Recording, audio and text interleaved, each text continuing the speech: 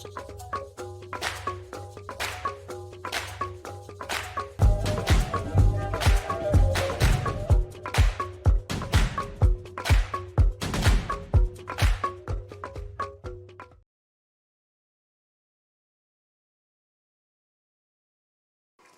eu queria começar dizendo que eu estou muito feliz de estar aqui nesse evento, porque é muito legal ver gente de tantas origens diferentes, idades diferentes, discutindo um tema comum, que é salvar a Amazônia, salvar a biodiversidade da Amazônia e os povos da Amazônia.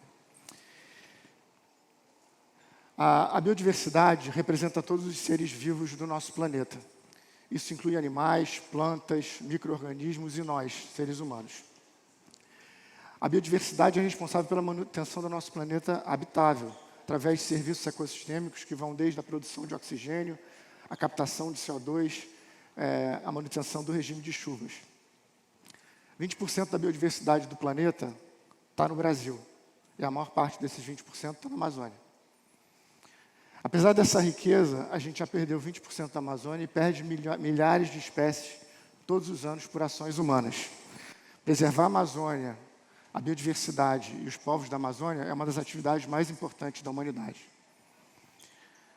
Eu cheguei na Amazônia em 1997, com 18 anos, sob o olhar atento de cientista da minha mãe, professora e antropóloga, e acolhido pelas comunidades do Alto Juruá e da Reserva Mamirauá no Amazonas, onde ela realizava suas atividades de pesquisa.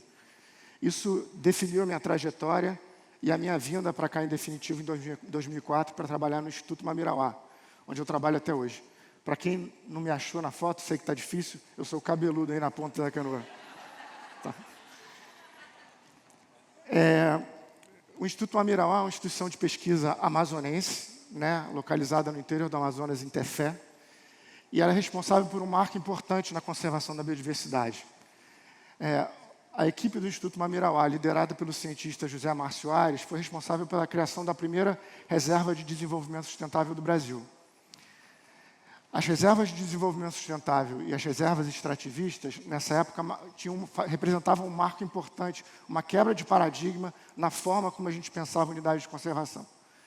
Naquela época, as unidades de conservação, o conceito era de que, para preservar a biodiversidade, você tinha que separar as pessoas da natureza. Esse novo paradigma dizia que as pessoas tinham que ficar dentro da unidade, trabalhar na gestão da unidade e usufruir da biodiversidade de maneira sustentável.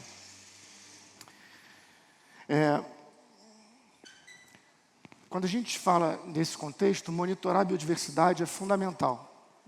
Monitorar é a ação de você contar o número de indivíduos de uma população de maneira sistemática ou contar quantas espécies tem numa região.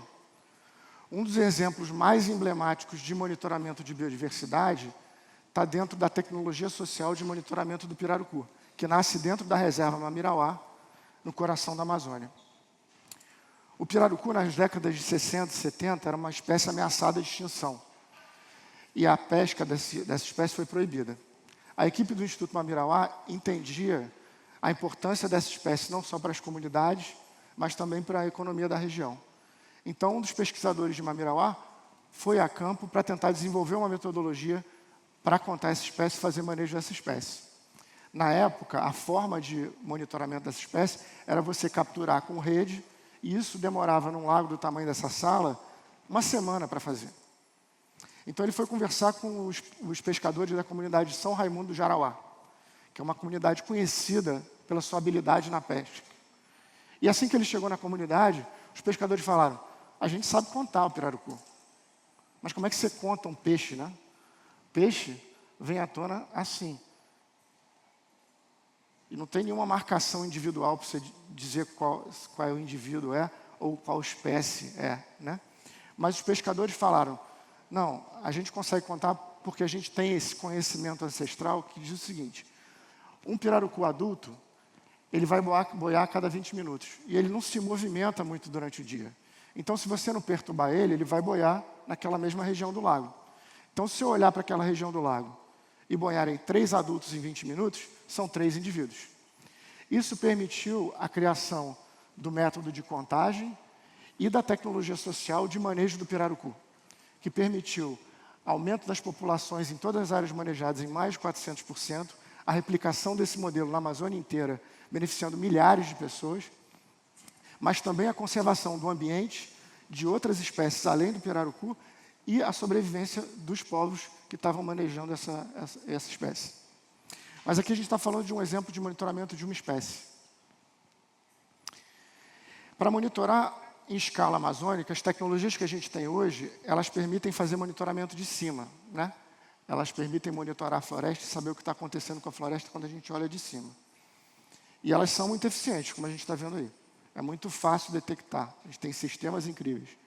Mas monitorar o que está dentro da floresta, elas não conseguem fazer. Monitorar os animais dentro da floresta, elas não conseguem. Quando eu cheguei em Mamirauá, eu fui trabalhar com onça-pintada, fazer um monitoramento da onça-pintada, da população de onça-pintadas da reserva Mamirauá, e entender o que elas faziam na cheia. Monitorar a biodiversidade de maneira geral não é fácil. Essa onça está aqui onde está esse círculo preto aí que vocês estão vendo. Esse é um zoom. Então é muito difícil de detectar. Novamente, quando eu cheguei lá, eu fui conversar com as comunidades para saber o que as onças faziam durante a cheia. A cheia é o período do ano aqui na Amazônia que os rios sobem e parte da floresta alaga. No caso de Mamirauá, Mamirauá é uma ilha no meio de 2 rios. Então, Mamirauá alaga inteiro, é 1 milhão de hectares de área alagada. E as comunidades diziam, as onças ficam em cima das árvores. E aí eu fui investigar isso com metodologias científicas. Só consegui ver isso 4 anos depois, o que as comunidades já diziam muito antes, né? E aí a gente pôde registrar que não só as onças ficavam em cima das árvores, mas elas criavam seus filhotes, reproduziam, caçavam, tudo isso em cima da árvore. E a tecnologia aqui permitiu não só fazer essa observação científica, mas também gerar renda para as comunidades através de turismo de base comunitária, que ia observar a onça e com isso rendia mais recursos para as comunidades locais. Então gerou conservação da espécie e benefício para as comunidades.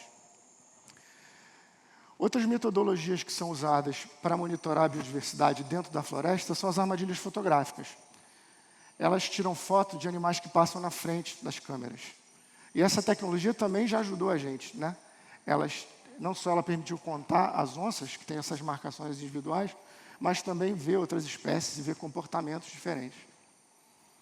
Mas ainda assim a gente está falando de dezenas de espécies na frente de um equipamento.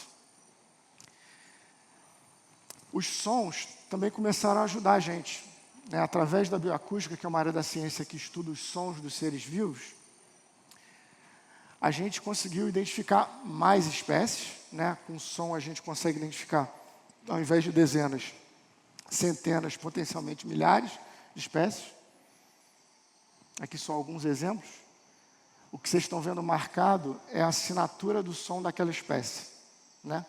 Então, quando a gente passa a identificar o som assim, as imagens, a gente passa a poder usar, por exemplo, inteligência artificial para identificar as espécies. Essas tecnologias, armadilhas fotográficas e gravadoras, já permitiram a gente ampliar área, tipos de ambiente e quantidade de espécies. Mas, mesmo assim, a gente ainda está falando de monitoramentos lentos, que dão respostas lentas para o que a gente precisa. Aqui são os tucuxis dentro d'água. Pensando nisso, o Instituto Mamirauá, em 2016, começou um projeto com a Universidade Politécnica da Catalunha, e financiado pela Fundação Gordon e Betty Moore, para desenvolver uma tecnologia que usa inteligência artificial para monitorar a biodiversidade em tempo real. A ideia aqui é criar um sistema para monitorar a biodiversidade na Amazônia toda, né?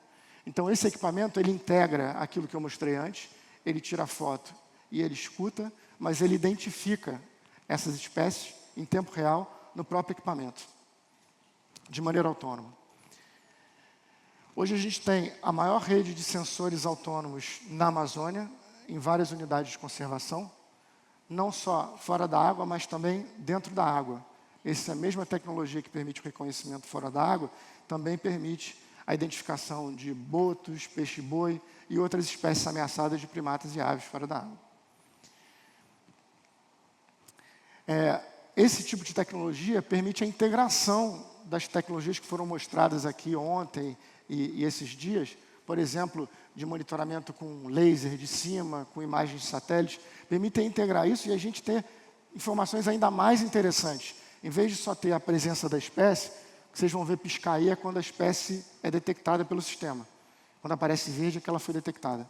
Mas também desenvolver modelos que permitem a gente ver quais são as áreas prioritárias para conservar aquela espécie.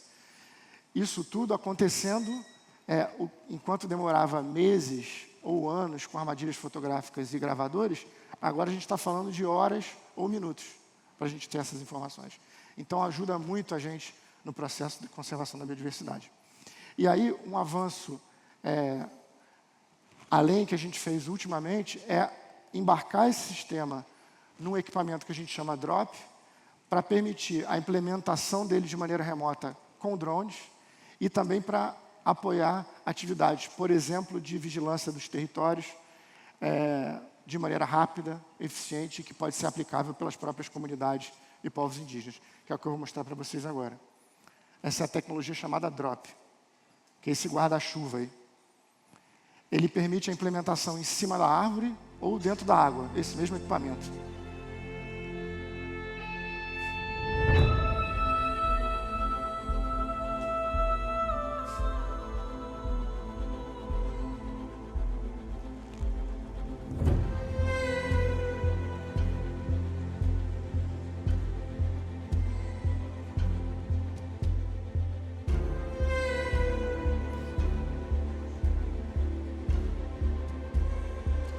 O sistema que fica funcionando aí, ele grava as informações, grava as imagens, ele analisa em tempo real e envia via satélite.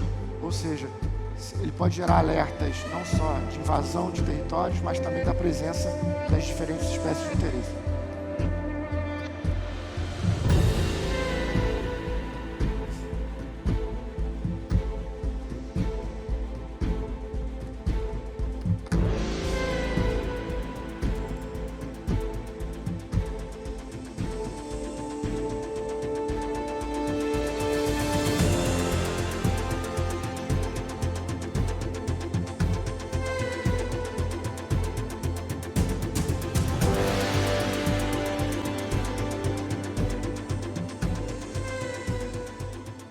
Bom, o que eu quis mostrar aqui é o poder que a união entre a ciência e o conhecimento tradicional das comunidades, dos povos indígenas e comunidades tradicionais, o poder que isso pode ter do ponto de vista da gente ter uma solução para a Amazônia.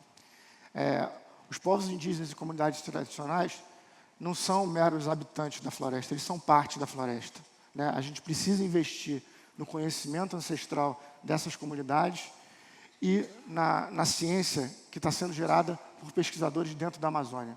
Tá? A solução para a Amazônia está na Amazônia. Obrigado.